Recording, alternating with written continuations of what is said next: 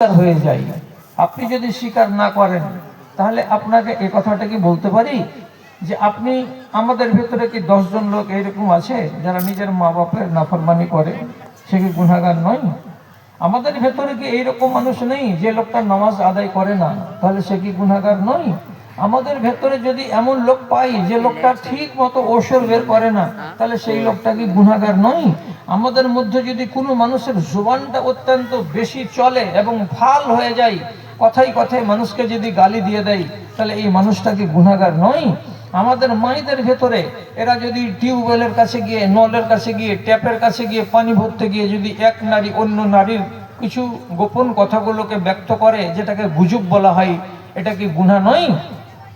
এক রমণী যদি তার স্বামীর নাফরমানি করে 3 দিন কাটিয়ে দেয়, 4 দিন কাটিয়ে দেয়, তারপরে বাধ্য হয়ে স্বামী তাকে নিয়ে চলে, তাহলে এই এই স্ত্রীটা কি গুনাহগার নয়? এরা পর্দা করতে আজ পর্যন্ত পূর্ণ মাত্রায় শিখলো না। যখন বিয়ে বাড়িতে যাবেন দেখবেন তো 100টা নারীর ভেতরে যদি মেরে কেটে পাওয়া যায় তো 4টা রমণী পাওয়া যাবে যাকে আপনি দিনদার বলতে পারবেন। বাকি 40টা রমণীকে দেখবেন তো দেখে মনে হবে যে একে আল্লাহ রাব্বুল আলামিন বা তার মা বাবা পর্দা নামের কোনো জিনিস শিখায়নি এবং এর কাছে পর্দার কোনো গুরুত্ব নেই। এইরকম তো পরিস্থিতি, তাহলে কি আমাদের সেই মাগুলো গুনাহগার নয়? তো গুনাহ তো আমাদের প্রত্যেকেই আমরা করি, রাসূলুল্লাহর কথা অনুযায়ী আমরা সব হলাম গুনাহগার। তাহলে এর ভিতরে আমাকে ভালো হতে হবে কি দিয়ে? আমাকে নিজের মার্জনাটা চেয়ে নিয়ে ভালো হতে হবে। তো মার্জনা চাওয়ার জন্য তো দরজা খোলা আছে। কোনোদিন কি দরজা বন্ধ হয়েছে যে না এই টাইমে আপনি দোয়া করিয়েন না? বা আপনি কি এটা বলতে পারবেন যে আজকে সোমবারের দিন যদি আমি দোয়া করি তো দোয়া কবুল হবে না? কেউ কোনো বান্দা বলতে পারবে যে বৃহস্পতিবারের দিন যদি কেউ দোয়া করে তো সে দোয়াটা কবুল হবে না? এরকম কি কোনো কথা আছে? এরকম কোনো কথা নয়। একদম তওবার দরজা, ইস্তিগফারের দরজা 24 ঘন্টা খোলা আছে। আপনার যখন ইচ্ছা হবে আপনি তখনই রব্বুল আলামিনের কাছে দোয়া করুন। দাদা আমাদের উপরে আল্লাহর মেহেরবানি কত আছে জানেন? আপনাকে খুব শিখবার কথা শিখাচ্ছি এবং খুব জানবার কথা আপনাকে বলছি। খেয়াল করে দেখেন, আমাদের আগে যেগুলো উম্মাত দুনিয়াতে এসেছিলেন, যেমন বলি বানি ইসরাইল, এদের ভেতরে কোনো মানুষ যদি একটা অপরাধ করত, একটা অন্যায় করে নিত, রাতের বেলায় সে অপরাধটা করলো তো নিজে নিজে মনে মনে ভাবলো কি যে আমি তো নির্জনে অন্ধকারে আমের বাগানে অমুক জায়গাতে বিরান কোনো স্থানে গিয়ে এই অপরাধটা করলাম, চুরি করলাম কিংবা কার ইজ্জতকে লুটে নিলাম, কিছু একটা করলাম। কে জানতে পারলো? আমি তো লুকিয়ে পড়েছি, কে জানবে আমার সম্বন্ধে? কিন্তু জানেন, আমাদের যুগ, নবী আলাইহিস সালাতু ওয়াস সালামের এই উম্মতিদের যুগের আগে যে একটা যুগ গত হয়ে গেছে, সেই যুগকে বলা হয় এটা হলো বানি ইসরাইলদের যুগ। সে যুগে যদি কোনো মানুষ অপরাধ করত, ধরেন ব্যভিচার করে নিয়েছে, লুকাতে পারত না, এই চুরিটাকে আর এই অপরাধটাকে ঢাকতে পারত না সে যুগের মানুষ। কেন?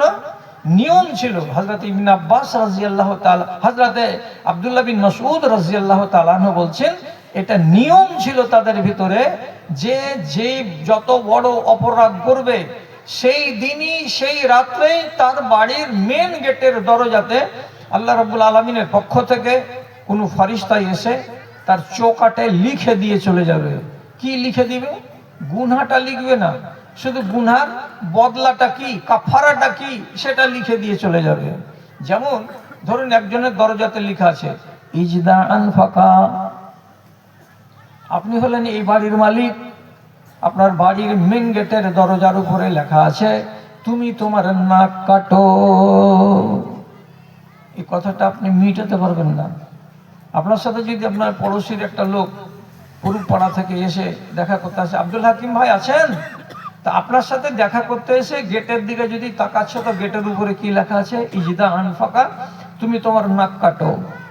সে দেখলেই বলে দেবে আমজাদ ভাই তুমি তো রাতের বেলায় সত্যানাশ করেছো, নিশ্চয়ই কোনো অপরাধ করেছো বড় ধরনের। না হতে গেলে তোমার দরজায় চোকাটে কথাটা কেন লেখা আছে যে তুমি তোমার নাক কাটো? এটা তো আমাদের দেশের নিয়ম, এটা তো আল্লাহ তাআলার পক্ষ থেকে করা আছে। এই জন্য মানুষ কি করে? ওই লেখাটা যেন সাধারণ মানুষের নজরে না যায়, তার জন্য যে পাপটা সে করেছে 3 দিন আগে, সেই পাপ থেকে মার্জনা নিতে হলে ওই লেখাটা আপনি মুছে যাবে দেয়াল থেকে। তখন সে কি করতো, সে যুগের লোকেরা তাড়াতাড়ি করে নিজের নাকের একটু অংশকে কেটে নিত।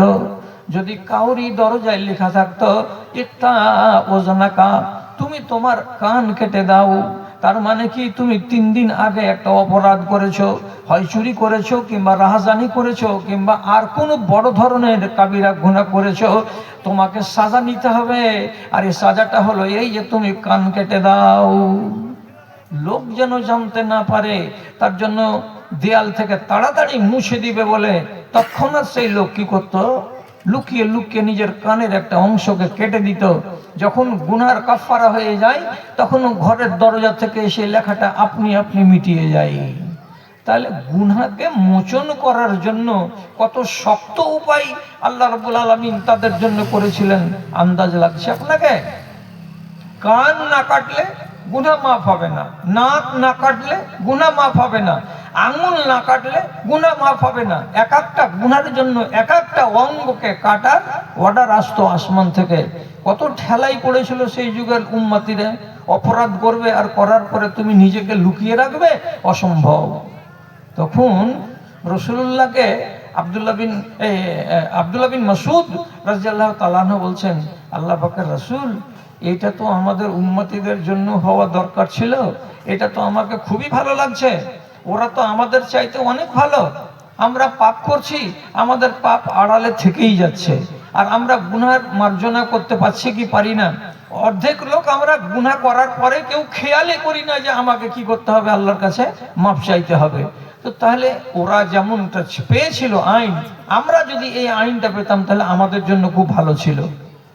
তখন রাসূলুল্লাহ বলছেন, এই খেপা, একটা লোক যদি অপরাধ করে আর করার পরে তার দরজায় যদি এই কথাটা লেখা থাকে, তো কত মানুষের সামনে তোমার বেইজ্জতি হবে, এ কথাটা কি বুঝতে পারো না? কত লোকের সামনে তুমি লাঞ্ছিত হবে, তোমার চুরি ধরা পড়ে গেল, তোমার অপরাধটা জেনে নিল গ্রামের লোক, তো তুমি বেইজ্জত হলে না?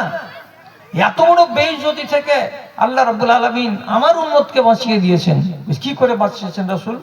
তখন নবীজি বলছেন, ওয়াল্লাযিনা ইযা ফাআলু ফাহিশাতান আও যালামু আলা আনফুসিহিম সুম্মা ইস্তাগফারু, যদি আমার উম্মতের মধ্যেকার কোন লোক রাতের অন্ধকারে অপরাধ করে নাই, ব্যভিচার করে নাই, চুরি করে নাই, ছিনতাই করে নাই, কতল করে দেয়, কোনো কিছু একটা অপরাধ করে দেয়, তারপরে এসে কি করে, আল্লাহ রাব্বুল আলামিনকে নির্জনে বসে স্মরণ করে, আর স্মরণ করতে করতে কি করে, ফাস্তাগফারা রাব্বাহু, নিজের রবের কাছে গিয়ে বলে, পরওয়ারদিগার তুমি আমাকে মাফ করে দাও, আমি তোমার কাছে ক্ষমা চাইছি, আমার দ্বারাই অপরাধ হয়েছে। এই কথা বলে যদি নির্জনে লুকায়িত অবস্থায় ঘরের কোণে বসে হোক কিংবা মসজিদের ভেতরে লাইটটাকে নিভিয়ে দিয়ে হোক না কেন, সে যদি রব্বুল আলামিনকে বলে, আল্লাহ তুমি আমাকে মাফ করে দাও, আল্লাহ তাআলা বলছেন, যা রে বান্দা তোকে মাফ করে দিলাম। বলো, এটাতে তোমার ইজ্জত বেশি আছে না ওইটাতে তোমার ইজ্জত বেশি আছে, কোনটা ভালো? আব্দুল্লাহ বিন মাসউদ বলছেন, আল্লাহ পাকের রাসূল, যেটা যুক্তি আপনি দিলেন এটা তো আমার মাথাতে ছিল না। সত্যি তো, আমি করব পাপ, আমি জানবো, লোক কেন জানবে যে আমি এই পাপ করেছি? তবে এই পাপটা যেন আমার ঘাড়ে না থাকে, তার জন্য কত সুন্দর উপায় আল্লাহ আমাকে দিয়েছেন, যে আমাকে নির্জনে যেতে হবে আর আল্লাহর কাছে আকুলি বিকুলি করে বলতে হবে যে আল্লাহ তুমি আমাকে মাফ দাও। এই কাজটাকে আমি করতে পারি না? নিশ্চয়ই করতে পারি। কি কি করেছেন জীবনে পাপ আপনি স্মরণ করুন। যদি মেয়ে ছেলে হয় তাহলে বাড়িতে, আর যদি বেটা ছেলে হয় তাহলে মসজিদে। কি করতে হবে? রব্বুল আলামিনের নবী বলছেন, 3টা কাজ যারা করে তাদের জন্য জান্নাতের দরজা উন্মুক্ত এবং খোলা। কি কি? রাসূল বলছেন, আফসুস সালাম, বেশি বেশি করে সালাম দাও, বেশি বেশি করে সালাম দাও। এক, অতএমত তোয়াম, গরিব যদি তোমার দরবারে আসে তো তাকে খেতে দাও। সল্লু বিল্লাইলি ওয়ান নাসু নিয়াম, আর রাতের অন্ধকারে মসজিদে গিয়ে 2 রাকাত নফল নামাজ আদায় করো, আর করার পরে নির্জনে বসে 12টা 1টার সময় আল্লাহ তাআলার কাছে তুমি দোয়া করো। এই তিনটা কাজ যদি করতে পারো তো নবীজি বলছেন উদখুলুল জান্নাতা বিসালাম, তুমি আল্লাহর জান্নাতে চলে যাও। যখন তুমি যাবে তোমাকে শত শত নারী সালাম সালাম সালাম বলে অভিবাদন জানাবে, তোমাকে মুবারকবাদ জানাবে, আর আসুন আসুন আল্লাহর মেহমান জান্নাতের ভেতরে চলে আসুন বলে ডাকবে। তাহলে 3 নম্বরে কি পেলাম? ওয়ান নাস ও নিয়াম। যখন মানুষেরা ঘুমিয়ে থাকবে সেই টাইমে আপনি যাবেন আপনার গুনার পাহাড় নিয়ে। কোথায়? তো মসজিদের কোণে। তো এটাকে রোজ করতে হয়? আপনি আমাকে প্রশ্ন করুন, এটা কি 8 দিন করতে হবে বলি সাহেব? তা আপনি কি 8 দিন পাপ করেন? আপনি তো 1 মাসে 2 মাসে একটা বড় পাপ করেছেন। তো একটা পাপ করলেন, তো একটা পাপের জন্য 1 দিন যান। যেতে পারবেন না? পারবেন না? বলে না পারবো না। রাত্রি 2টা 2:30টার সময় মসজিদে কে যেতে পারবে? তাহলে আপনাকে বলছি আমার ভাইজান, আপনার পাড়াতে বা আপনার বাড়িতে এরকম কোনো মেয়ে ছেলে আছে বা কোনো ভাইজান আছেন যারা প্রতিদিন রাত্রি 2টা 2:30টার সময় জাগে, ওযু বানায়, আর বানার পরে 8 রাকাত তাহাজ্জুদের নামাজ পড়ে, তারপরে 3 রাকাতে বেতর নামাজ পড়ে, তার 10 মিনিট পরে ফজরের আজান হয়, ফজরের নামাজের জন্য 20 মিনিট বসে থাকে, দিয়ে ফজরের জামাত করে তারপরে নিজের বাড়ি ফিরে আসে। তো এই লোকটা যে প্রতিদিন তাহাজ্জুদের নামাজ পড়ছে, বা আপনার মা, এই গ্রামে অনেক মহিলা আছেন এরকম বাংরুয়া গ্রামে, যে আল্লাহ, আচ্ছা ভাই কেউ একটা উঠেন উঠেন উঠেন, এই যে আমি দেখিয়ে দিচ্ছি, আপনি যান যান না, যান না, যান না, ওই যে সাদা মাফলার মাথা দিয়ে চলে যান, লাস্টের চলে যান ওখানে, যান না গো, ওই যে সাদা মাফলারটা আছে, যান, আগিয়ে যান তাড়াতাড়ি করে। হ্যাঁ, ডান হাতে ডান হাতে ডান হাতে, আপনার ডান হাতে সাদা মাফলার, এদিকে যান। হ্যাঁ, দেন ওর গালে পড়াপড় 3টে চড় দেন। আরো আগে আরো আগে আরো আগে আরো আগে, আর একটু আগে আমার দিকে দেখেন, আরো আগে আসেন, আরো আগে যান। হ্যাঁ, এই সাদা মাফলার, হ্যাঁ ওকে ছাড়েন, ওই সাদা মাফলারকে দেন, দেন 2টো আবার গালে থাপ্পড় দেন, পড়াপড় দেন। কেউ আপনারা সহযোগিতা করছেন না কেন? হ্যাঁ, একটা ছেলে এইভাবে কিসের জন্য? আমি বক্তৃতা দিচ্ছি আর আমাকে এইভাবে লাইট মারছে, তার মানে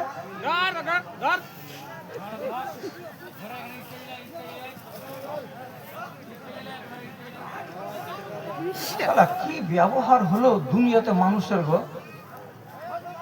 আচ্ছা চলুন, হ্যাঁ বলছিলাম, তাহলে আমি যদি 1 মাসে একটা অন্যায় করি, কথা বুঝলেন, 1 মাসে একটা অন্যায় করেছি, তো আমাকে 1 দিন যেতে হবে। কোন টাইমটাতে যেতে হবে? যখন মানুষেরা ঘুমিয়ে থাকবে তখন যেতে হবে। আপনি বলবেন এটা শর্ত কেন দিলেন মৌলভী সাহেব? দুনিয়ার মানুষ ঘুমিয়ে থাকবে তখন কেন যেতে বলছেন যদি মানুষ জেগে থাকে?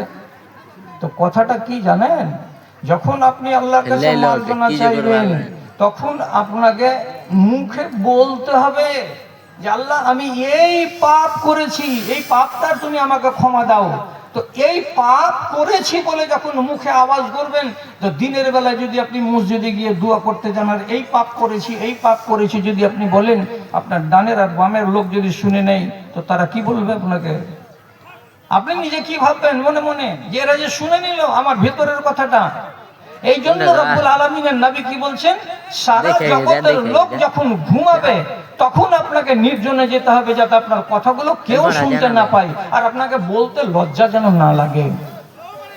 সূর্য যখন নামিবে পাটে, আধার আসবে ছেয়ে, বিশ্ব জগৎ অঘরে ঘুমাবে, তুমি থাকবে চেয়ে। এমন আধারে নির্জনে বসে একবার তারে হাঁকো, ডাকো তারে ডাকো, মনের কালি মুছে ফেলে দিয়ে নয়ন পাতায় আঁকো, ডাকো তারে ডাকো। একবার করুন।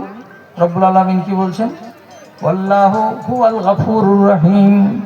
তুমি যদি আমার কাছে মাপ চাও তো তোমার কাজ হলো পাপ করা, আর আমি হলাম আল্লাহ, আমার কাজ হলো মাফ করা। তাহলে এটা সহজ নয়। আব্দুল্লাহ বিন মাসউদ বলছেন, আল্লাহ রাসূল এটা আমাদের জন্য অত্যন্ত কল্যাণকর। আল্লাহ আমাদেরকে বেইজ্জতির হাত থেকে বাঁচিয়ে নিয়েছেন, এর জন্য আমরা 1000 বার লাখো বার শুকরিয়া আদায় করব। কোন কোনো মা যদি মনে করে যে আমি ভুল করেছি আমার জীবনে, তা আমাকেও তো মার্জনা নিতে হবে, তাহলে মায়েদের জন্য এটা শর্ত নয় যে তাকে মসজিদে যেতে হবে রাত্রি 2টা-2:30টার সময়। কেন? এরা হলো নারী জাত। ওর যখন ফরজ নামাজ ভালো বাড়িতে, তখন নফল নামাজও ভালো তার বাড়িতে। কোনো মহিলা যদি বলে আমি 5 ওয়াক্তের নামাজি একলাই মসজিদে যাব, যে নামাজ পড়ে আসবো, এটা তার জন্য ভালো নয়। বরং মহিলাদের নামাজ হচ্ছে বাড়িতে একা পড়া, মসজিদে পড়ার চাইতে উত্তম। তাহলে ওই মহিলা সে যদি মনে করে যে আমি আমার মার্জনা নিব, তাহলে তাকে এই নীতিটাই অবলম্বন করতে হবে। আর শুধু দেখে থাকতে হবে, আমার স্বামী ঘুমিয়ে গেছে তো, আমার বেটাটা ঘুমিয়ে গেছে তো, আমার বৌমা ঘুমিয়ে গেছে তো।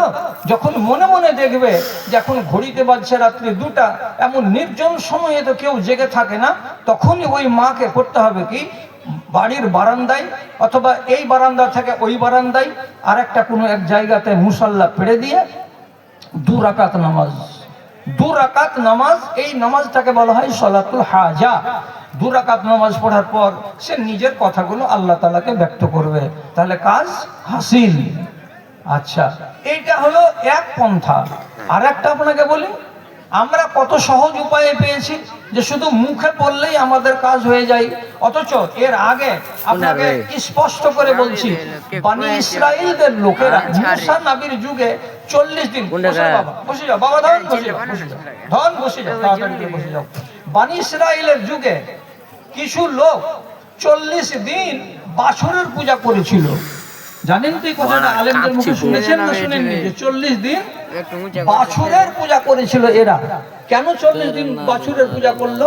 তো এই 40টা দিন নবী মুসা তাওরাত আনতে গেছিলেন তুর পাহাড়ে, তো দেরি হলো কয়দিন? 40 দিন। আর এই সুযোগেই ওরই বংশেরই একটা লোক, তার নাম হলো সামেরি, মেয়ে ছেলেদের কাছ থেকে কিছু সোনা চাঁদিকে কালেকশন করে একটা বাছুর বানিয়ে ওটাকে হাওয়ার দিকে মুখ দিয়ে রেখে দিল। আর মুখের ভেতরে এমন একটা সিস্টেম বানিয়েছিল যে যখন হাওয়া এতে লাগে, তখন ওই সোনা দিয়ে তৈরি করা বাছুরটা থেকে এক ধরনের আওয়াজ বেরিয়ে আসে। আর এই আওয়াজটাকে শুনিয়ে লোককে বলতো যে তোমরা কোন খোদার চক্করে পড়েছো গো, টাটকা খোদা তোমাদের সামনে, এই দেখো এ বাছুরের পূজা করো তো তোমাদের সব কল্যাণ হয়ে যাবে এর দ্বারাই। তাহলে বেচারারা বিভ্রান্ত হয়ে গিয়ে 40 দিন নবী মুসা তাওরাত আনতে গেছিল তুর পাহাড়ে। এই 40টা দিন তারা কি করলো? বাছুরের পূজা করে নিলে, শিরক করে নিল, বড় গুনাহ করে নিল, অপরাধ করে নিল। এবার যখন ফিরে এলেন নবী মুসা, তো জানতে পারলেন যে আমার গোত্রের লোক, বংশের লোক এই 40 দিন বাছুরের পূজা করেছে। কপালে হাত দিয়ে বললেন, আল্লাহ কি করেছিস রে বাবা? আল্লাহ রাব্বুল আলামিন আসমানের উপরে আছেন, সেখানে আসীন, আর তাকে ছেড়ে দিয়ে তোমরা আমার অবর্তমানে বাছুরের পূজা করেছো। এত বড় শিরক করে যদি তোমরা মরে যাও, কেউ নাজাত পাবে না, কেউ তোমরা কল্যাণ পাবে না। কোন কাজ হলো? আমার উম্মত তোমরা জাহান্নামে যাবে, এটা কি মানা যাবে? কেমন হলো? তখনই এরাই নবী মুসাকে ডেকে বলছে যে হে নবী, আপনি আমাদের একটা উপায় করে দেন না, যাতে আল্লাহ তাআলা আমাদের 40 দিন বাছুর পূজা করার গুনাহগুলোকে মাফ করে দেন। আল্লাহ তাআলার কাছে নবী মুসা আরাধনা করে বলছেন, পরওয়ারদিগার, আমার উম্মতিরা আপনার কাছে মার্জনা চাইছে যে বাছুর পূজে নিয়েছি, ভুল হয়েছে আমাদের দ্বারাই, তো আপনি আমাদেরকে মাফ করেন। তো আপনি মাফ করবেন কি করবেন না? করবেন তো কিভাবে করবেন? দেখেন, উম্মতে মুহাম্মাদের জন্য কত সোজা, আর বনি ইসরাইলদের জন্য গুনাহ মোচন করা কত মুশকিল ছিল, একদম কোরআন থেকে আপনাকে প্রমাণ দিয়ে বলছি। এবার হযরতে মুসা আলাইহিস সালাতু ওয়াস সালাম আল্লাহর কাছ থেকে সংবাদ পেলেন, সেটা নিজের উম্মতিকে এসে শোনালেন। শুনো রে আমার উম্মতিরা, যারা যারা তোমরা বাছুরের পূজা করেছো এবং নিজের মার্জনা চাও, তাদের জন্য আল্লাহ আসমান থেকে বিধান দিয়েছেন। বিধানটা কি তো শুনো। ওয়াইজ ক্বালা মুসা লিকাওমিহি ইয়া কওমি ইন্নাকুম যালামতুম আনফুসাকুম বিইত্তিখাযিকুমুল ইজলা ফাতুবু ইলা বারিকুম যালিকুম খায়রুল লাকুম ইন কুনতুম তা'লামুন। জানো, তোমরা মার্জনা নিবে আল্লাহর কাছে বাছুরের পূজা করার অপরাধ থেকে, যে হ্যাঁ নিব। তা আল্লাহ তাআলা বিধান এনে দিয়েছেন, দুটো কাজ করতে হবে তোমাদেরকে। কি করব? তো বলছে তোমরা সবাই মিলে তওবা করো। তওবা মানে কি? মুখে বলতে হবে আস্তাগফিরুল্লাহ, মুখে যদি একবার বলা যায় আস্তাগফিরুল্লাহ, এটাকে তওবা করা বলা হয়। কেউ যদি একটু বড় করে বলে আস্তাগফিরুল্লাহ হে রব্বি মিন কুল্লি যামবিন ওয়া আতুবু ইলাইহি, এটাকেও তওবা বলা হয়। তো কেউ তোমরা তওবা করো 3 বার 4 বার 5 বার 10 বার করে আল্লাহ তাআলার কাছে তওবা করো। শুধু তওবাতে মাফ হবে না রে বাবা, আর একটা তোমাদেরকে বড় কাজ করতে হবে। তা কি? যারা যারা বাছুরের পূজা করেছিলে তোমরা সবাই বাঙ্গুরুয়া গ্রাম থেকে বেরিয়ে যাও, ময়দানে একটা জায়গাতে জমা হও। সেখানে প্রত্যেকেই একটা করে লাঠি কিংবা একটা করে বাঁশের টুকরা কিংবা একটা করে তরবারি কিংবা একটা করে ডাং, যাহাই কিছু পাও না কেন হাতে করে নিয়ে ময়দানে যাও। কি করতে হবে? তো তিনি বলছেন তোমরা আপোষের ভেতরে মারামারি শুরু করো। লাঠির বাড়ি তুমি একজন আরেকজনকে মারো, ও আরেকজনকে মারবে, ও আরেকজনকে মারবে, একজন আরেকজনকে পিটাও, একজন আরেকজনকে পিটাও। এরকম করে পিটাতে পিটাতে পিটাতে পিটাতে তোমরা যতজন লোক বাছুরের পূজা করেছিলে ময়দানে মার্ডার হয়ে পড়ে থাকবে। তাহলে তোমাদের দুইটা কাজের মারফতে হবেটা কি? তোমরা আল্লাহর কাছে মাপ পাবে। ফাকতুলু আনফুসাকুম, নিজের আত্মাকে বিসর্জন দাও, মারামারি করে মার্ডার হয়ে জমিনে পড়ে যাও, মরে যাও, তাহলে তোমাদের গুনাহ মোচন হবে, তাছাড়া গুনাহ মোচন হবে না। তাহলে কত বড় বিপদ ছিল তাদেরকে মার্জনা নেওয়ার জন্য। এটা যদি আল্লাহ না করুন আমাদের উপরে এটা চলে আসতো, তাহলে আপনি নিজে বলেন তো আমার বাপজান আমার ভাইজান, এত বড় বড় যেগুলো কাবিরা গুনাহ, তাহলে আমার গ্রাম দিয়ে বলি, আপনার গ্রাম তো ভালো, বিশনপুর গ্রামে যদি বছরে 4টা করে বেটি ছেলে পালিয়ে যায়, তাহলে ওকে কতটি কয়বার করে পিটতে হবে? না পিটলে তোমার তওবা কবুল হবে না। যে 4টা ছেলে 4টা মেয়েকে নিয়ে পালায়, তাহলে ওই 4টা ছেলেকে বাঁশের বাড়ি বাড়ি মেরে পিটে শেষ করতে হবে এবং তওবা করাতে হবে, নাহলে তো তার তওবা কবুলই হবে না। যে আমাদের এই এলাকায় বা ওই এলাকায় কেউ যদি কি করে ব্যভিচারে লিপ্ত হয়ে যায়, সে পালিয়ে না পালিয়ে ওটা কোনো শর্ত নেই, ব্যভিচারে লিপ্ত হয়ে গেল, কলেজের ছাত্রী হলো, হাই স্কুলের ছাত্রী হলো, হাই মাদ্রাসার ছাত্র ছাত্রীরা হলো, বা বিনা লেখাপড়া করা মেয়ে ছেলে হয়ে গেল, যদি অপরাধে জড়িয়ে যায় তাহলে তার শাস্তি কি হবে? যদি আল্লাহ তাআলা এটা করে দিতেন তো সোজাই কথা যে আগে তওবা করো আর তারপরে দুজনে মিলে একজন আরেকজনকে পিটাও, পিটাতে পিটাতে পিটাতে পিটাতে তোমরা দুজন মার্ডার হয়ে যাও, তাহলে তোমার তওবা আল্লাহ তাআলা কবুল করবেন। তাহলে কত বড় জটিল সমস্যাটা হতো আমাদের গুনাহকে মাফ করাবার জন্য। আল্লাহ আমাদের উপরে কত বড় মেহেরবানি করেছেন। শুধু তোমার জবানটাকে হিলাও আর হিলিয়ে বলো আস্তাগফিরুল্লাহ। এটা ছোট্ট একটা কথা, আপনি একবার হ্যাঁ না বলুন তো, রাসূলুল্লাহর কোনো পাপ ছিল কি জানেন? কেউ বলতে পারবেন যে রাসূলুল্লাহর কোনো গুনাহ ছিল? জি না, ছিল না। অথচ তিনি কি বলছেন? ওয়া ইন্নী আস্তাগফিরুল্লাহ ফিল ইয়াউমি ওয়াল লাইলাতি মিয়াতা মাররাতিন, আমি নবী মুহাম্মদ আমার কোনো পাপ নেই, তথাপি দিনে এবং রাতে 24 ঘন্টায় 100 বার করে আমি আস্তাগফিরুল্লাহ পড়ি। তাহলে আমি কোথাকার মানুষ?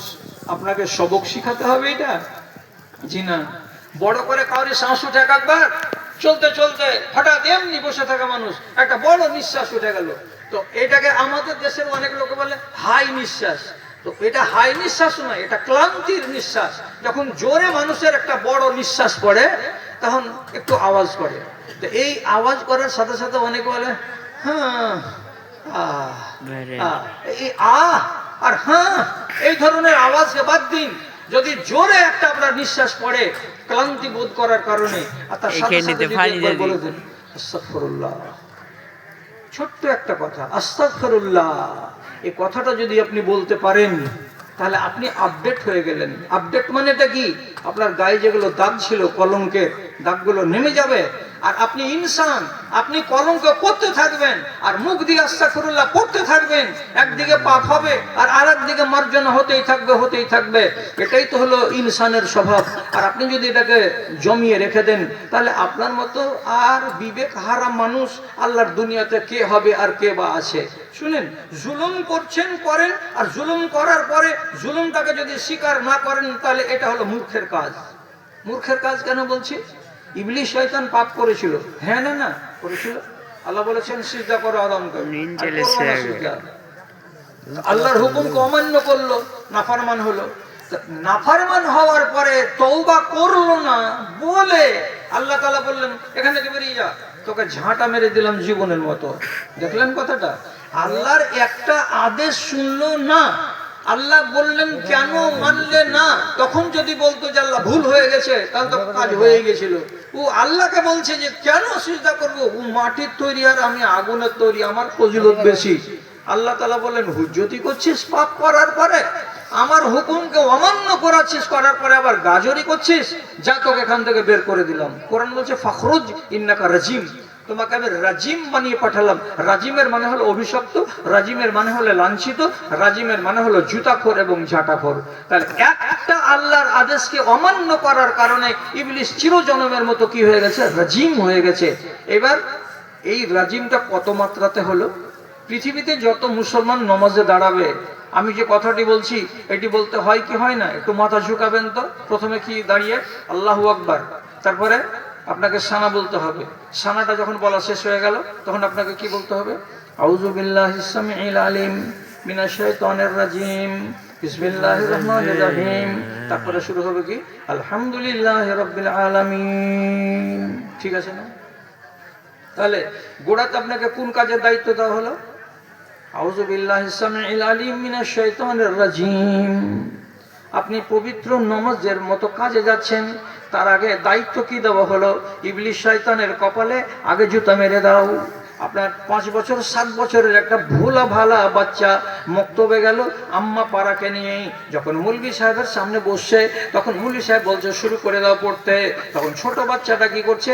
আউযু বিল্লাহি মিনাশ শাইতানির রাজিম বিসমিল্লাহির রহমানির রহিম। তার মানে তাকেও দায়িত্ব দেওয়া হয়েছে, যখনই কোরআন মাজিদ তিলাওয়াত করবে তখন ইবলিসের কপালে তোমাকে ঝাঁটা মারতে হবে। চিন্তা করেন, অপরাধ করার পরে হুজ্জতি যদি করে তাহলে এ হলো বদ চরিত্র, আর অপরাধ করার পরে যদি কি করে? খাকসার হয়ে যায়, মাথা নত করে দেয়, তাহলে এই স্বভাব হলো কার? হযরতে আদমের। আপনি নিজেকে প্রকাশ করুন যে আল্লাহ আমি অপরাধ করেছি, আমার দ্বারাই ভুল হয়েছে। আর এইটাকে আল্লাহর ভাষাতে বলা হয় রব্বানা জালামনা আনফুসানা, আমি আমার নফসের উপরে অন্যায় করেছি। তারপরে মাফ চান। আমি কয় পয়সার মানুষ? আমরা কয় পয়সার মানুষ? আমাদের চাইতে যারা বড় বড় মানুষ তারা আল্লাহ তাআলার কাছে মাফ চাইছে যে আল্লাহ ভুল হয়ে গেছে। একটা খুব বেশি সময় না নিতে গেল শর্টের করে বলি। আচ্ছা, আপনাদের একটা লোককে হ্যাঁ আর না বলেন তো। পৃথিবীর ইতিহাসে একটা মহিলার নাম গত হয়ে গেছে, খুব প্রসিদ্ধ মহিলা, তার নাম হলো বিলকিস রানী। কেউ শুনেছেন নামটা? নামটা শুনেননি? রানী বিলকিস, একটা মহিলার নাম হলো বিলকিস। এ ছিল ইয়ামান দেশের একটা শহর সাবা নগরী, সেই এলাকার এ ছিল রানী। মেয়ে ছেলে হয়ে তক্তে বসে শাসন চালাতো, আর ওর এলাকার লোকেরা হাজার হাজার বেটা ছেলে একে রানী হিসাবে মেনে নিয়েছিল এবং সবারই সাথে মিলে জুলে এই রানী এবং তার দেশের লোকেরা আল্লাহকে বাদ দিয়ে সূর্যের পূজা করত। যখনই সকাল হবে একবার উঠে এমনি করে সূর্যের দিকে হাত তুলে দিয়ে ওই জয় তমগ্ন, জয় হেমগ্ন, জয় লোক সাক্ষী, জয় কম্মবেদ, এ কথাগুলো বলে আর আলফাল কথা বলে সূর্যকে সামনে করে নিয়ে সূর্যের পূজা করে নেবে। যদি সূর্যের পূজা করে নেওয়া যায় তো তারা মনে মনে ভাবে সারাটা দিন আমাদের ভালো যাবে, আমরা কোনো কাজে হাত দিতে গেলে আমাদের যশ হারা হবে না। সূর্যের পূজা করে, অথচ সূর্যকে আল্লাহ সৃষ্টি করলেন, আল্লাহকে বাদ দিয়ে সূর্যের পূজা করে। তো খেয়াল করেন কথার দিকে। নবী সুলাইমান এর বাড়ি হচ্ছে প্যালেস্টাইন, আর এই রানীর বাড়ি হচ্ছে দক্ষিণ দিকে ইয়ামান দেশে। এই দুইটার মাঝখানে যদি এরোপ্লেনে যাওয়া যায় তো 7 ঘন্টা তফাৎ আছে। 7 ঘন্টা লাগবে সাবা নগরী থেকে প্যালেস্টাইন যেতে। এত দূরদূরি জায়গা, এই দূরদূরি জায়গা, এত লম্বা জায়গা। তো নবী সুলাইমানের অভ্যাস ছিল প্রত্যেকদিন সকালবেলায় পশু পাখিদের বয়ান শুনতেন, অভাব অভিযোগের কথা শুনতেন, কে আছো কেউ নেই, ওদের বলিগুলোকে নবী সুলাইমান বুঝতে পারতেন। তো দেখলেন কাউয়া আছে, ফিঙে আছে, মুরগি আছে, দোয়েল আছে, কোকিল আছে, সব পাখি আছে, কিন্তু সেদিনকার মতো দেখা যাচ্ছে হুদহুদ পাখিটা কিন্তু আর নাই। হুদহুদ কাকে বলে? যাকে আমরা বলি কাঠঠোকরা। কোনটা কাঠঠোকরা? যেগুলো অ্যাকচুয়ালি কাঠঠোকরাই ওটা নয়, একগুলো মাটির রঙের মতো পাখি আমাদের দেশ থেকে হারিয়ে গেল পাখিগুলো। ওর ঠোঁটে, ওর সামনে মুখে একটা এত বড় লম্বা সাহারের খিলের মতো একটা ঠোঁট লাগা থাকতো, তো এইটাকে বলা হয় কাঠঠোকরা। সেই পাখিটা এর নাম হলো আরবিতে হুদহুদ। হুদহুদ নাই। তখন নবী সুলাইমান রাগের জ্বালাতে বলছেন, মালি লামার আল হুদহুদা, কি হলো? সব পাখি আছো কিন্তু হুদহুদ পাখি কেন নাই? কোথায় গেছে? আসুক এবার ফিরে আমার দরবারে হাজিরি দিল না। যখন আসবে তখন তাকে কঠিন আযাব দিব, অথবা তার ডানা ছেটে দেব। ডানাকে যদি কেচি দিয়ে কেটে দিই তাহলে আর সে উড়ে এখান থেকে বেয়াদবি করতে যেতে পারবে না। এবার নবী সুলাইমানের তো রাগ চড়ে আছে হুদহুদের উপরে। ঘন্টা 4 ঘন্টা পরে হুদহুদ ফিরে এলো। ফিরে এসে নবী সুলাইমানের সামনে একটা ছোট্ট বাঁশের উপরে বসে গিয়ে কথা নবীজির বলার আগেই নিজেই বলতে শুরু করে দিয়েছে, কারণ যে খবর পেয়ে গেছে যে আমার উপরে নবী সুলাইমান চটে আছেন, রেগে আছেন। তখন বলছে কি, ইন্নী আহাত্তু বিমা লাম তুহিত বিহি জিতু বিসাবাইন বিনাবাইন আযীম। নবী সুলাইমান, আপনি আমাকে অনুপস্থিত পেয়েছেন, তার জন্য আপনি আমার উপরে রেগেছেন, আমাকে মারতে চেয়েছেন, আপনি আমাকে জবে করে দিতে চেয়েছেন। সব কথা আপনার মানাবে হুজুর, তবে আমি হুজুর আপনি কি বরদাস্ত করতে পারবেন? আমি যা দেখেছি আমার 2 চোখে। নবী সুলাইমানের ওকে মারবো কাটবো কথা ভুলে গেছেন। কি দেখলি তুই? তো বলছে, দেখলাম ওখানকার একটা মেয়ে ছেলেকে সিংহাসনে বসে আছে, আর তার চারিদিকে হাজার হাজার মানুষ তাকে মেনে চলেছে, এবং সবাই মিলে তারা সূর্যের পূজা করছে। আল্লাহকে বাদ দিয়ে আপনার এই দেশ আর এই দেশের ভিতরে এই অপরাধ চলছে, নিজের চোখে দেখে এলাম। নবী সুলাইমান তখন পাখিটাকে ডেকে বলছে, শোন, তুই যদি সত্যি দেখে থাকিস তাহলে আমি তোকে একটা চিঠি দিছি, চিঠিখানাকে নিয়ে যা, যে ওর কাছে দিয়ে আই, তারপরে শুন যে ঘটনাটা কি কি সে উত্তর দিচ্ছে। চিঠি নিয়ে উড়ে উড়ে উড়ে এলো কোথায়? আবার সাবা নগরীতে। চিঠিখানাকে নিয়ে এসে রানী বিলকিসের সামনে রেখে দিল। রানী বিলকিস চিঠিটাকে পড়লো। পড়ার পরে নিজের সম্প্রদায়কে ডেকে বলছে, ওগো, আমার কাছে একটা চিঠি এসেছে। চিঠিটা কিন্তু খুব শক্তিশালী মানুষের লেখা, এবং সে অনেক কথা বলেছে। কি করা যায়? তোমরা কি তার সঙ্গে মোকাবিলা করবে, না লোকটা যেটা কথা বলবে সেটাকে তোমরা মেনে নেবে? এ কথা বলে পরামর্শ চাইল। তো তার লোকেরা বলছে, কিচ্ছু হবে না, আপনি মনে সাহস করে রাখেন, আমরা যে কোনো দুশ্মনকে গুঁড়া করে দিতে পারবো। তো বেটি ছেলে হয়ে কত সুন্দর কথা বলছেন। এজা দেখালো ইন্নাল মুলুকা এজা দাখালু কারিয়াতান আফসাদু আহলাহা। কোনো দেশের রাষ্ট্রপ্রধান তার মিলিটারি নিয়ে অন্য কোনো দেশে যদি অভিযান চালায়, তাহলে সে দেশের লোকেদের জনসংখ্যাকে তছনছ করে রেখে দেয়, বাড়ি ঘরে ভাঙচুর হয়, জনসম্পদের বড় ক্ষতি হয়। ভেবে চিন্তে তোমরা কথা বলো। তো বলছে, ঠিক আছে, মশওয়ারা তো হয়ে গেল। কথাটি শুনে নিয়ে আবার পাখি গিয়ে বলছে, এইরকম এইরকম ঘটনা। আচ্ছা, লম্বা কথা আমি শর্ট করে দিচ্ছি। নবী সুলাইমান বললেন যে ওর সিংহাসনটাকে ওখান থেকে কেউ উঠিয়ে নিয়ে আসতে পারবে গো? তো এক আল্লাহর বান্দা বলছে যে আমি 1 মিনিটের 1 সেকেন্ডের ভেতরে, অর্থাৎ 4-5 সেকেন্ড চোখটাকে বন্ধ করুন, চোখটাকে বন্ধ করার পরে আরামে চোখটাকে খুলুন, এতে যতটুকু সময় লাগবে এতখানি সময়ের ভেতরেই ওর সিংহাসনকে আপনার এখানে নিয়ে চলে আসতে পারবো। গোটা সিংহাসনকে উঠিয়ে নিয়ে চলে আসলো রানী বিলকিসের আল্লাহর এক বান্দা, আর দিয়ে নবী সুলাইমানের সামনে রেখে দিল।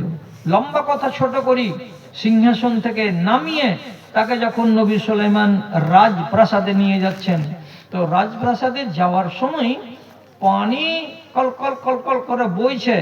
তো এগুলোকে দেখে এই বেচারি মহিলা নিজের শাড়িগুলোকে একটু চেড়ে ধরে নিজের পিন্ডিলিগুলোকে খালি করেছে, পায়ের এই পাতাগুলোকে খানিকটা খুলে দিয়েছে, দিয়ে শাড়িটাকে পানির হাত থেকে বাঁচাবে বলে শাড়িটাকে চেড়ে ধরেছে।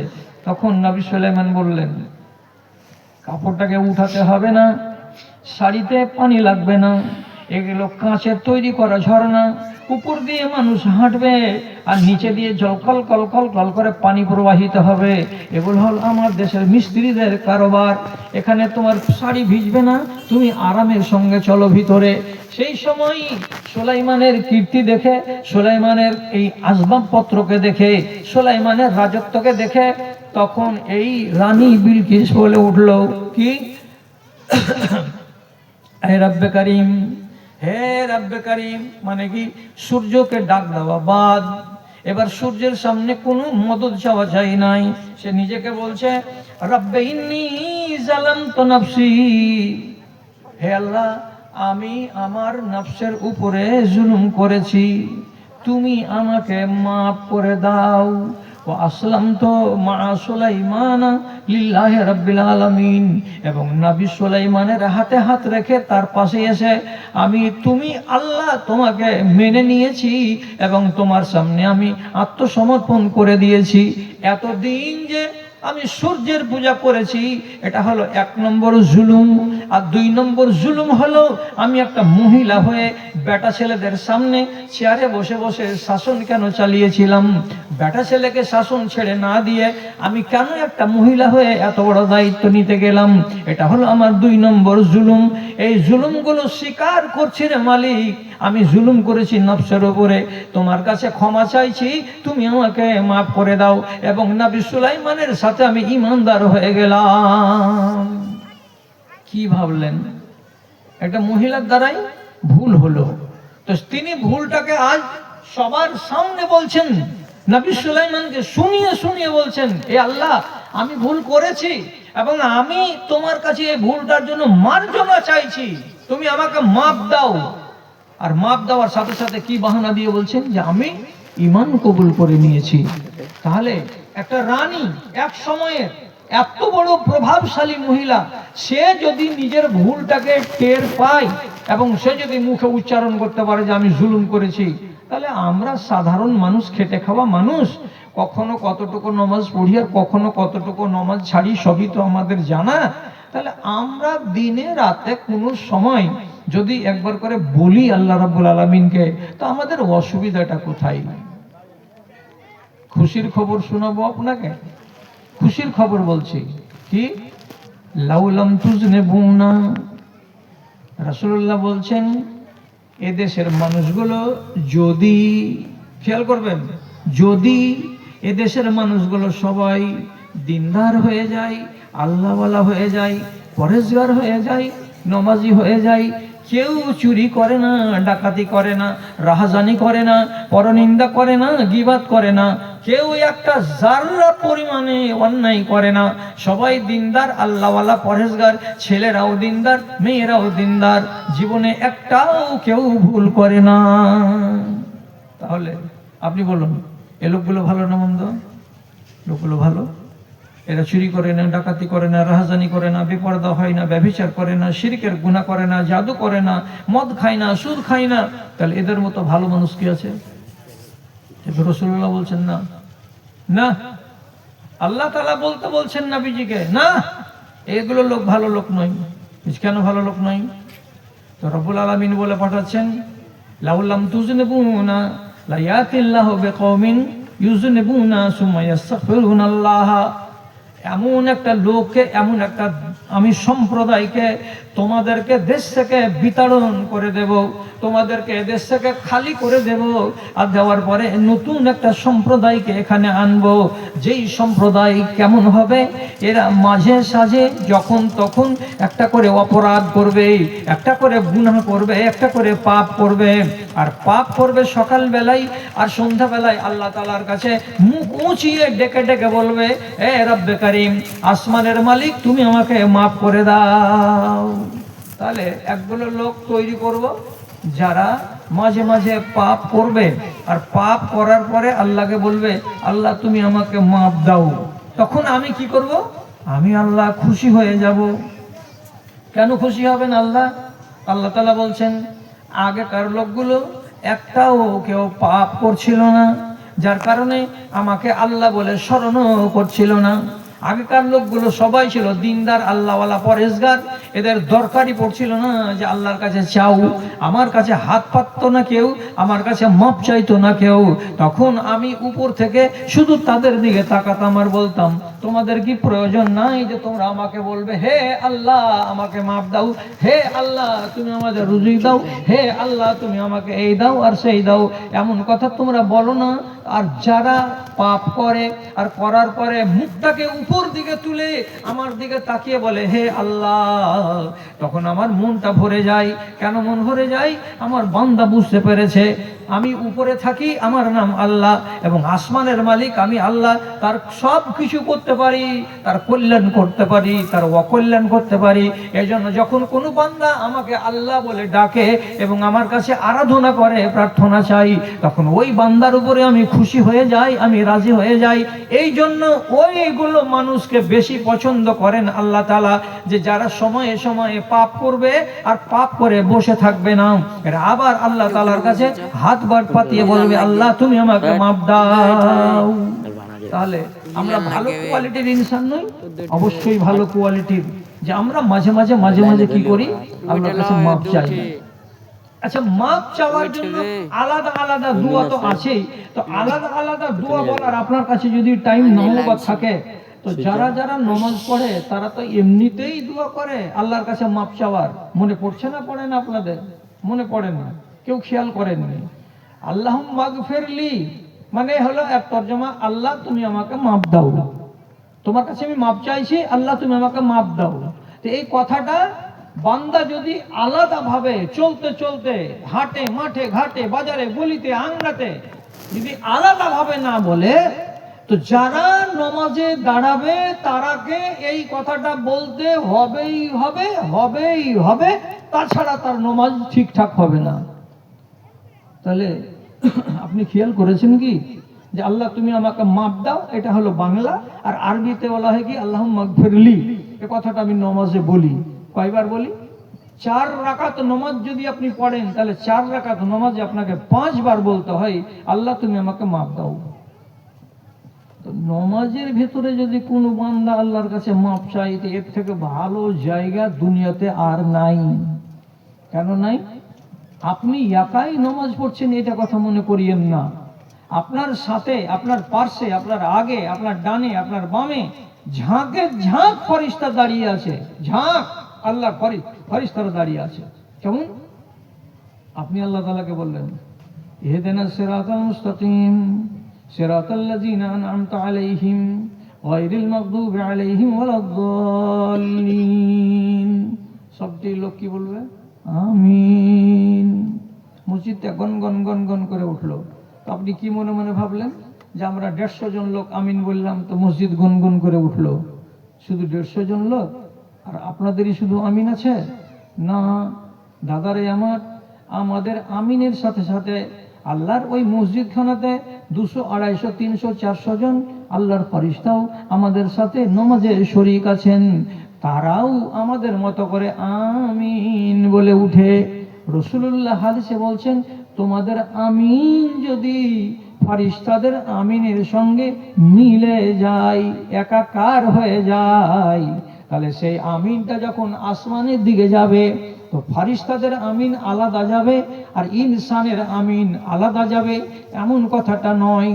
যেমন মা বোনেরা কি করে, 5 কেজি জিনিসকে মিলে পিষাতে দিতে গেলে 1 কেজি আলো চাল থাকে, 1 কেজি হয়তো তাতে কলাই থাকে, আর 3 থেকে 4 কেজি হয়তো তাতে গম থাকে।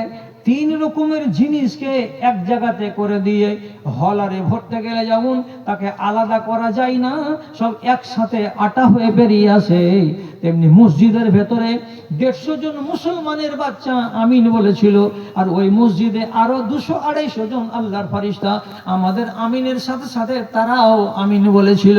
এই আমিনগুলো আর আলাদা হবে না, সবগুলো আমিন একসঙ্গে মিলে মিশে আসমানের দিকে যাবে। তখন রব্বুল আলামিন বলবেন, আমার ফেরেশতাদের আমিনকে তো আমাকে ফেলতেই হবে না, আমি তো মানবই মানব। আর ফেরেশতাদের আমিনের সঙ্গে আরো যে আমিনগুলো হিজিবিজি হয়ে সব মিলে আছে, আল্লাহ বলছেন এগুলোকে আলাদা করার দরকার নাই, যেখান থেকে আমিনগুলো এসেছে সবকে কবুল করে নাও। এজন্য তোমার আমিনের সাথে ফারিস্তাদের আমিন যদি মিলে যায়, তাহলে জেনে নে রে বান্দা, তোমাদের যত পাপ সাপগুলো হয়ে থাকে সব কিছু মাফ হয়ে যায়। কার দৌলতে? তো ফারিস্তাদের দৌলতে। কেন? যে তারা হলো মাসুম, তারা গুনাহ করে না। তাহলে ফারিস্তা আছে, একবার তাল কেটে গেল কোনখানে? ওয়ালাদ-দাল্লিন, আমিন। তাহলে এইবার আমিন বললাম তো আল্লাহর কাছে মার্জনা পেলাম, এটা হাদিসের ঘোষণা। আর আমি কখন বললাম আল্লাহকে যে আল্লাহ তুমি আমাকে মাফ দাও? তো এবার দেখেন, খেয়াল করেন, আস্তে আস্তে কেমন কেমন করে ঘড়িটা দৌড়ে দৌড়ে চলে যাচ্ছে। ঘড়ি 1 ঘন্টার কাঁটাকে পার করতে চললো। আপনারা স্থির শুনছেন তো খুব ভালো লাগছে, আর 2-4টা কথা শুনেন, তারপরে আমিও চলবো, আপনিও চলবেন। যখন ইমামের সাথে নামাজ পড়বেন, ইমাম যখন প্রথম রাকাতের সেজদাতে যাবেন, প্রথম সাজদা, তো প্রথম সাজদা থেকে যখনই উঠবেন আল্লাহু আকবার, আপনি যে উঠে বসলেন, 2 হাঁটুর উপরে হাতের তালুগুলোকে রেখে দিলেন, তো পহিলা সিজদা থেকে উঠে আপনাকে তো দোয়া বলতে হবে, একটা বলতে হয় কি হয় না? দোয়াটার গোড়াখানে কি আছে কেউ বলেন তো? সিজদা থেকে উঠলাম, প্রথমেই সিজদা থেকে উঠলাম, আর উঠা মাত্রই যেমনি বসলাম, তো বসে আমাকে তো একটা দোয়া বলতে হবে। দোয়ার গোড়াটাতে কি আছে? আল্লাহুম্মা গফিরলি ওয়ারহামনি ওয়াহদিনি ওয়াফিনি ওয়ারযুকনি। সর্বপ্রথম গোড়াতে আছে কি? আল্লাহুম্মা গফিরলি। এর মানে কি? আল্লাহ তুমি আমাকে মাফ দাও। দেখেন তো, প্রথমে বলছি আল্লাহকে, নমাজের হালাতে আছি, আমার চোখ এদিক ওদিক যাবে না, সূত্রের বাইরে যাবে না। নমাজের হালাতে আছি, আমি এদিক ওদিক তাকাতে পাবো না। নমাজের হালাতে আছি, আমি বাইরের কোনো কথা বলতে পাবো না। নমাজের হালাতে আছি, আমার মুখের ভেতরে কোনো রকম সুপারি, খৈনি, গুল, জর্দা, উমুক তুমুক, মধু, গুটকা, তিরঙ্গা কিছু মুখে রাখা চলবে না। মুখকে পরিষ্কার করে হালাল আর হারাম যত রকমের জিনিস মানুষ খায়, একটাও জিনিস মুখে থাকবে না। খালি মুখ নিয়ে আমি আল্লাহর দরবারে এসেছি। এতগুলো কড়া কড়া শর্তকে মেনে আপনি বলছেন এইখানে প্রথম বাক্যে আল্লাহুম্মা গফিরলি, আল্লাহ তুমি আমাকে মাফ দাও। তাহলে 4 রাকাত নামাজে কয়বার বলা হবে? 4 বার। 4 রাকাত নামাজে 4 বার হবে না? তো 4 বার আমি বললাম আল্লাহ তুমি আমাকে মাফ দাও। এবার 5 বারের বার দেখেন, আত্তাহিয়াত পড়া হলো, শেষ তাশাহুদে আত্তাহিয়াত পড়া হলো, আর আত্তাহিয়াত পড়ার পর এবার দুরূদ পড়লাম। দুরূদ পড়ার পর আমাদেরকে আরেকটা দোয়া পড়তে হয়। আরেকটা দোয়াটাকে বলা হয় দোয়ায়ে মাসুরা। কার জানা আছে, কার জানা নেই? আল্লাহুম্মা ইন্নী জানা আছে? আল্লাহুম্মা ইন্নী যালামতু নাফসি জুলুমান কাসীরাম। জিটা ধড়ফড় করছে আমার, ইশারা করেন তো হাত তুলে, জানা আছে? আল্লাহুম্মা ইন্নী যালামতু নাফসি জুলুমান কাসীরাম ওয়া লা ইয়াগফিরু যুনুবা ইল্লা আনতা ফাগফিরলি মাগফিরাতাম মিন ইনদিকা ওয়ারহামনি ইন্নাকা আনতাল গাফুরুর রহিম। এই দোয়ায়ে মাসুরাতে পড়তে পড়তে পড়তে পড়তে আল্লাহ তাআলাকে কি বলছি? ফাগফিরলি মাগফিরাতান, আল্লাহ তুমি আমাকে ক্ষমা করো, ক্ষমা করার মতো করে ক্ষমা করো, অর্থাৎ আমার যেন কিছু বাকি না থেকে যায় রে মাওলা। তো টোটাল কয়বার বললাম আল্লাহ আমাকে মাফ দাও? 5 বার। নমাজের ভেতরে যদি কোনো মানুষ নমাজের হালাতে যদি এইরকম করে আল্লাহ তাআলার কাছে 5 বার করে মাফ চাই, বাইরে মাফ চাইবেন তো সেটাতে সন্দেহ আছে যে আল্লাহ মানবেন কি মানবেন না। কিন্তু নমাজের হালাতে যদি আপনি আল্লাহর কাছে এইরকম করে মাফ চান, আপনি খালি হাত জীবনে ঘুরে আসবেন না। রব্বুল আলামিন আপনাকে ক্ষমা দেবেনই দেবেন, আপনি মার্জনা পেয়েই ফিরে আসবেন। তো তাহলে আপনি রাজি আছেন তো? যখন মিনার থেকে আজান ভাসবে তখন আপনি বলবেন যাই, আমি আমার আগুনকে নিভাবার জন্য মসজিদের দিকে যাই। কেন যে হাদিসে লেখা আছে এই কথাটা, যেমনি আজান হবে যে মসজিদে হোক সেই মসজিদের ডানে আর বামে একটা ফেরেশতাকে রব্বুল আলামিন পাঠান, আর ওই ফেরেশতাটা আজান হওয়ার পরে পরে আওয়াজ দিতে শুরু করে, বাংরুয়ার এই পাড়াকে ওই পাড়াকে সেই পাড়াকে সবাইকে ডেকে ডেকে বলে কুমু ইলা নিরানিকুমুল্লাতী আওকাদতুমুহা ফাতফিউহা বিসসালাতে। এ আদমের বেটা বেটিরা, চলো, আজান পড়ে গেছে, মসজিদের দিকে চলো, তোমাকে আগুন নিভাতে হবে। কোন আগুন নিভাতে হবে? যে আগুনটা তুমি নিজে মাঠে জ্বালিয়েছো, ময়দানে জ্বালিয়েছো, গরুর হাটে জ্বালিয়েছো, বৃহস্পতিবারের হাটের দিন জ্বালিয়েছো, তোমার তকদিরে সে আগুন যে জ্বলছে তোমার নসিবে, সে আগুনটাকে যদি মুছতে হয়, মিটাতে হয়, তাহলে নমাজের দ্বারাই আগুনটাকে নিভানো যাবে। অতএব দেরি করিও না, মসজিদের দিকে তুমি চলো। ফেরেশতা বলছে, আপনাকে ডেকে বলছে, মিনার হতে ভাসিছে আজান, মিনার হতে ভাসিছে আজান, হাইয়া আলাল ফালা, লাঙল ফেলিয়া মসজিদে চলো, ভুলবে মনের জ্বালা রে, ভুলবে মনের জ্বালা। আওয়ারা মনের হিসেব করো কষে, আওয়ারা মনের হিসেব করো কষে, পায়েতে লাগাও রসা, হাই রে মানুষের মিটিল না আশা, মানুষের মিটিল না আশা। কত রকমের বিদ্যা বুদ্ধি দিয়ে দাদা ভাই বলে মানুষকে বুঝাচ্ছি, মানুষ কিন্তু আমাদের মতো মৌলবীদের কথাই বুঝতে চাই না। যত তবলিগের কাজ হচ্ছে তত উল্টো দিকে যাচ্ছে মুসলমানদের ইমান। সব বাড়ছে দুনিয়াতে, শুধু ইমান বাড়ে না। সব কিছু সংখ্যা বৃদ্ধি পাচ্ছে, কিন্তু মুসলমানদের ইমানের বৃদ্ধি হচ্ছে না, বরং দিনের দিন নিচে চলে যাচ্ছে। কথা যদি ঠিক না হয় জবাব করেন। 30 বছর আগে আমাদের দেশে যতটি মাদ্রাসা মসজিদ ছিল, তার তুলনায় আজকের দিনে মাদ্রাসা মসজিদ বেড়েছে না কমেছে? বেড়েছে। 30 বছর আগে আমাদের দেশের জনসংখ্যা যতটি ছিল, তার তুলনায় আজকের দিনে জনসংখ্যা বেড়েছে না কমেছে? বেড়েছে।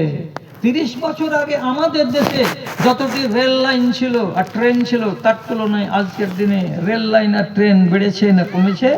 বেড়েছে। ট্রাক বেড়েছে, বাস বেড়েছে, রোড বেড়েছে, রেল লাইন বেড়েছে, ট্রেন বেড়েছে, হসপিটাল বেড়েছে, জনসংখ্যা বেড়েছে, মাদ্রাসা বেড়েছে, মসজিদ বেড়েছে। সবই বাড়লো, সবই বাড়লো, বাড়লো বাড়লো, সবই বাড়লো। এবার যদি ভাইদেরকে জিজ্ঞেস করে বলি, সবই যদি বেড়ে যায়, তো আজকের দিনে মুসলমানদের ইমান বেড়েছে না কমেছে? জবাবটা কি দেবেন দাদারা বলুন তো? মুসলমানদের ইমান বাড়ে নাই, বরং কমেছে। জি হ্যাঁ, নামাজের সংখ্যা বেড়েছে না? সেই ভোর রাতে আজান দেওয়া লোকগুলো, বুড়াগুলো মরে গেছে। এখনকার লোক কেউ ভোর রাতে লালঠন হাতে করে মসজিদে যায় না, উঠে গেল। এটা কেন হচ্ছে এরকম?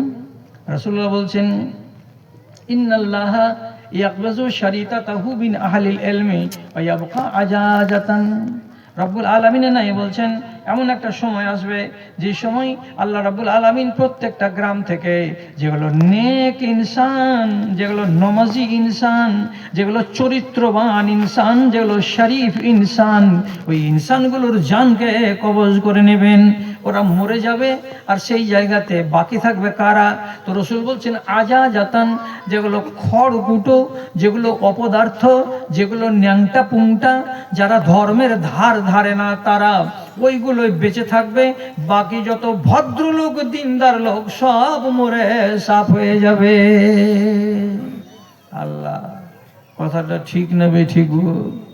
দেখুন তাকিয়ে চারিদিকে, চারিদিকে একই অবস্থা। ইমানকে যদি খুঁজবেন, তো আপনাকে লাইট মেরে খুঁজে বেড়াতে হবে যে ইমান কোথায় আছে, কোন বাড়িতে ইমান পাওয়া যাবে। আপনাকে লেবার সাথে করে নিয়ে এবং লাহারি পানির সাথে করে নিয়ে গায়ে গায়ে গায়ে গায়ে ঘুরে বেড়াতে হবে, কোথায় ইমানের দেশ পাওয়া যাবে। পাবেন? লাইটের ব্যাটারি শেষ হয়ে যাবে, আপনার পায়ের বল হারিয়ে যাবে, কিন্তু ঘুরে ঘুরে ঘুরে ঘুরে শেষ করে দেবেন, ইমানের দেশ খুঁজে পাওয়া যাবে না। আল্লাহ, এইটা কিসের লক্ষণ? লক্ষণটা হচ্ছে কিয়ামত কাছে আসার লক্ষণ। যত কিয়ামত কাছে আসবে, তত মানুষের ভেতর থেকে দিনদারি পালাবে। ওয়াজ শুনবে গাড়ির গাড়ি, কিন্তু কাজের বেলায় কাউকে পাবেন না।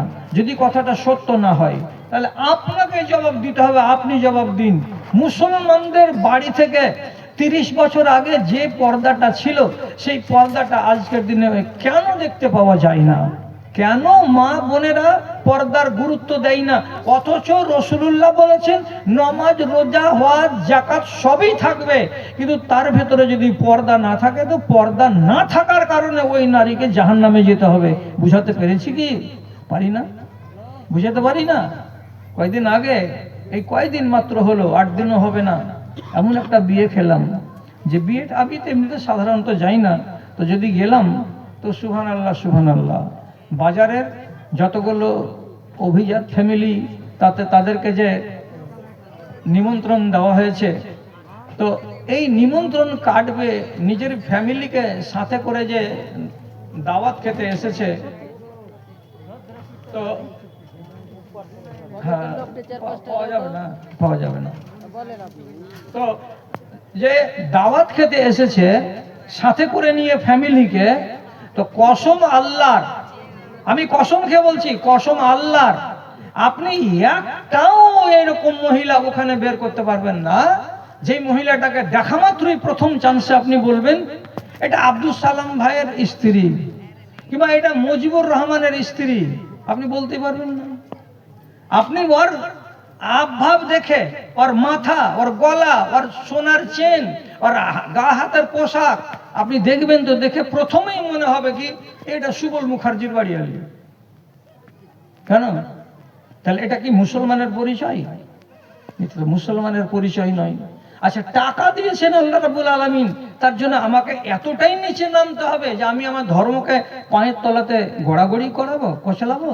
এটা কি ইমানদার মুসলমানের পরিচয়? যে ব্যক্তি তাকে সাথে করে নিয়ে গেছে সে একবারও বলে না এই তোর মাথাতে কাপড় নাই কেন রে, কথাটা তো কেউ বলে না।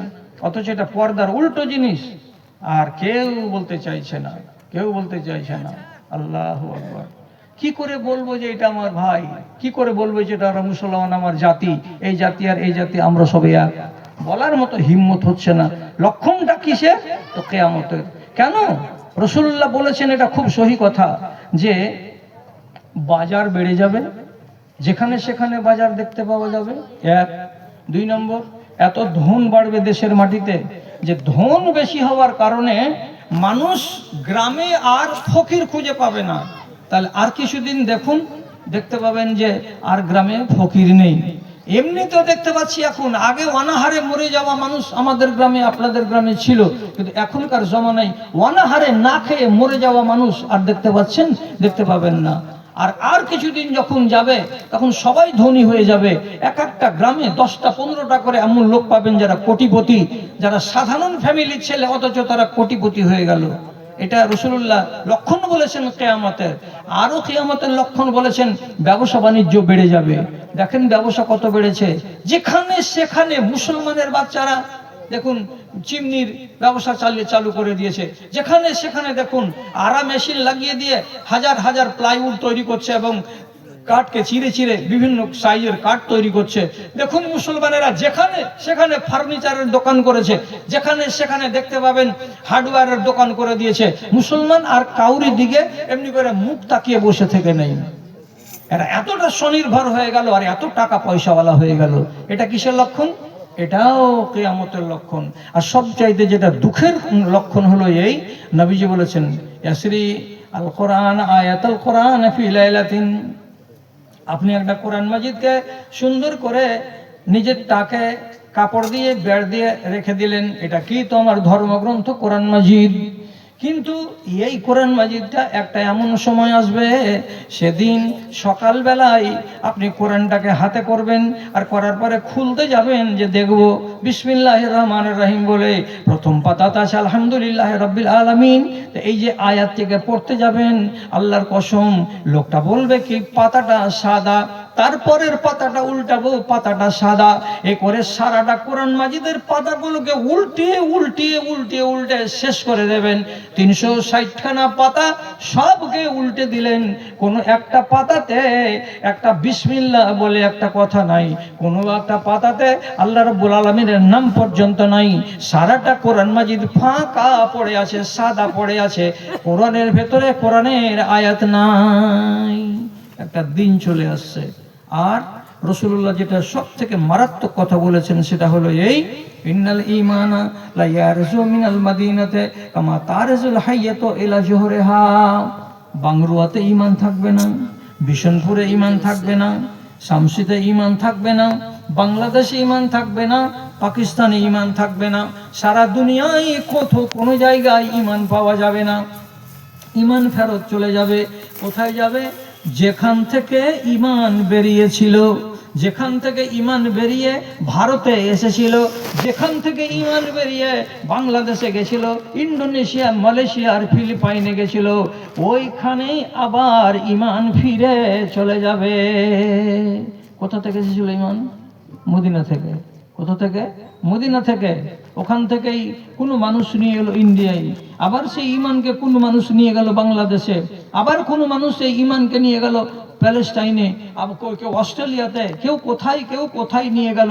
সারা দুনিয়াতে 235টা মতো রাষ্ট্র আছে, 38টা মতো রাষ্ট্র আছে, সব রাষ্ট্রে ঈমান আছে, ইসলাম আছে, মসজিদ আছে, আজান আছে, কিন্তু আরেকটা দিন কি হবে? ওখানে আর ঈমান থাকবে না। সব ঈমানগুলো কমে কমে কমে কমে একবারে জিরোতে চলে আসবে, শূন্যের কোঠায়। নামাজ খুঁজে পাওয়া যাবে না সারাটা দেশে, রোজা খুঁজে পাওয়া যাবে না সারাটা দেশে, কোনো তাওহীদের কাজ ওই আল্লাহর মাটিতে হবে না। তবে কিছুদিন সময় ধরে যারা মজুরি বা যারা চাকরি করে এরকম মানুষগুলো করবে কি, বেতনটা পাওয়ার লোভে সময়ে সময়ে মসজিদে আজানটা দিয়ে দেবে, এবং আজান দেওয়ার পরে মুয়াজ্জিন নিজে ওখানে নামাজ পড়বে না, উজু করে মসজিদের দিকে যাবে না। আজানটা দেওয়া হলো, হাঁটতে হাঁটতে সংসারের কাজে চলে গেল। আপনি যদি বলেন তুমি নামাজ পড়বে না, তো বলবে নামাজ পড়ার আমার কাছে টাইম নাই। তুমি টাইম পড়ো না, নামাজ পড়ো না, তো আমি কেন পড়বো? আজান কেন দিলা? যে বেতন। ইমাম সাহেব দাঁড়িয়ে থাকবে, নামাজ পড়বে না, যে নামাজ পড়ার কোনো লোক নেই, নাই তো নাই, চলো আমি হেঁটে চলে গেলাম। তুমি কেন চলে গেলা? তুমি নামাজ পড়বে না, তো আমি কাকে নামাজ পড়াবো? আমি তো ইমাম। পরিস্থিতিটা এইরকম দাঁড়িয়ে যাবে সারা দুনিয়াতে। জি ভাই বলে এদের পরিচয় দিতে মাথা হেঁটে হয় লাজে, হৃদয় ভরে দাও ইমানি আলোতে, সাজায়ে নতুন সাজে। কওমের এই বদহাল দেখে মনে লাগে কত ব্যথা, রাত আর দিন সুপথে ডেকেছি, কেউ তো শুনেনি কথা রে, কেউ তো শুনেনি কথা।